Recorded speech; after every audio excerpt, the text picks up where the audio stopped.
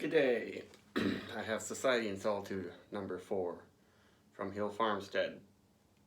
Double IPA, part of their Society and Solitude series. 8%, what do they call them, Imperial IPA.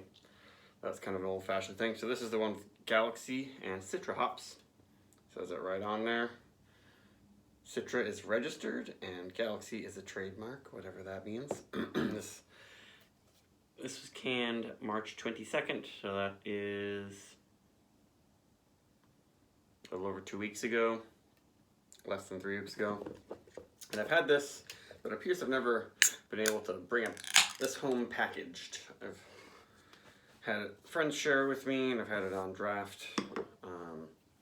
But yeah, it looks like I don't have a video review, unless it's like hidden somewhere and just haven't uploaded it. It's from years ago.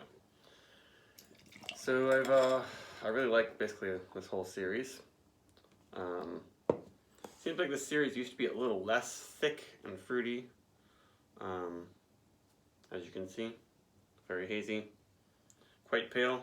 The light gives it a pretty good glow. Teeny bit of a shadow over my finger, kind of through there. And I already had a can of this batch, and it was really good. But it seemed like it was a little bit more, like, had more of a sweet, yeasty sort of edge to it than some of the pale ales I picked up recently. Yeah, Edward, their standard pale ale, is pretty clean. At least maybe the hops in that one don't really bring out a bubblegummy quality, the candy quality from the hops. But with this one,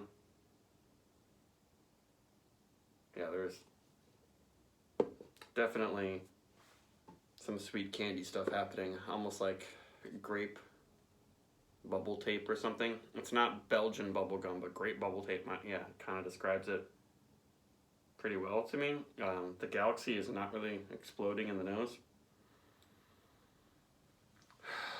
Smells really good. But it swells. Yeah, a lot of times with their bigger IPAs and their double IPAs, like at first, from Farmstead, they seem like they're going to be really sweet and candy-like, but then they get more complex as I drink them. That head looks really nice. Some really thick bubbles, and then some big soapy ones, already good lacing. Yeah, the can I had this before just had amazing soapy bubbles till the end of the glass, and that's always a good sign. A quality made beer, and also it's going to have a really good feel.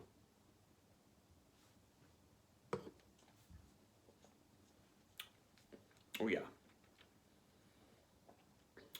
A lot more citrus coming in the flavor.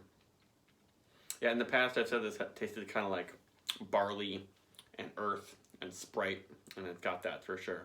That's one nice thing about most Farmstead beers is you can taste actual barley. Like if you ever go to a brewery and they're mashing, you can smell that. And it has a really unique quality because most people don't eat malted barley regularly.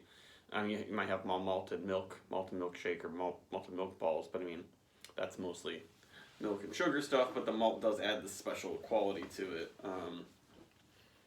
And then it's, yeah, lemon, sweet lemon lime. It's fresh, spritzy, but juicy and sweet.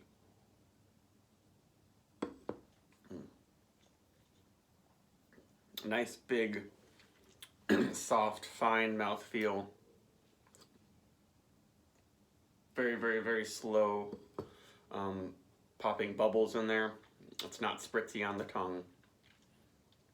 A good amount of bitterness too. Yeah, it's way cleaner, like the smell.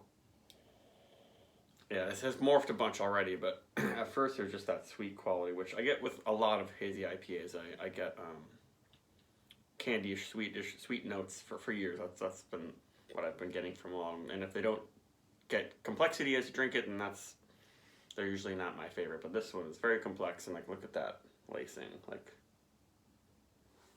just really, really well made. What else is happening in there? Maybe a little of the whole classic generic tropical thing, but it's not that.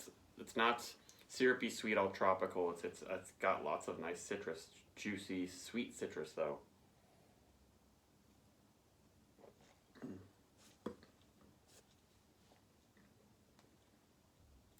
it's lemon lime, and I love that. And I'm not getting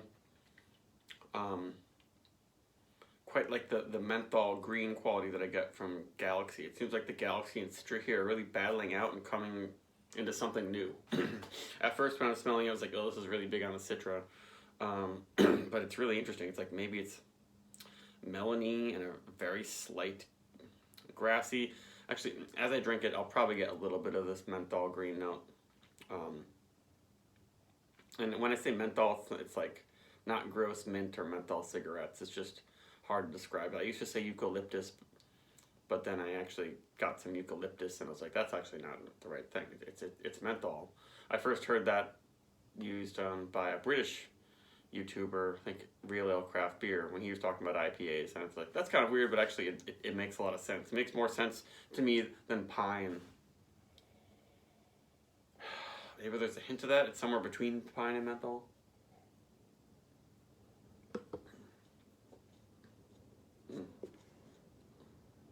Just a little bit of a peppery thing coming in the finish now, but really good and really different. Stands out from most of the hazy double IPAs these days that people make that are either like, I mean, it's dank juice or it's candy to my taste for a lot of what breweries are making, and this is more than that.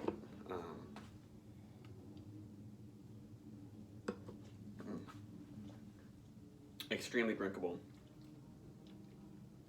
Yeah, I was a little bummed that they sold out of Abner cans. That's their like standard double IPA.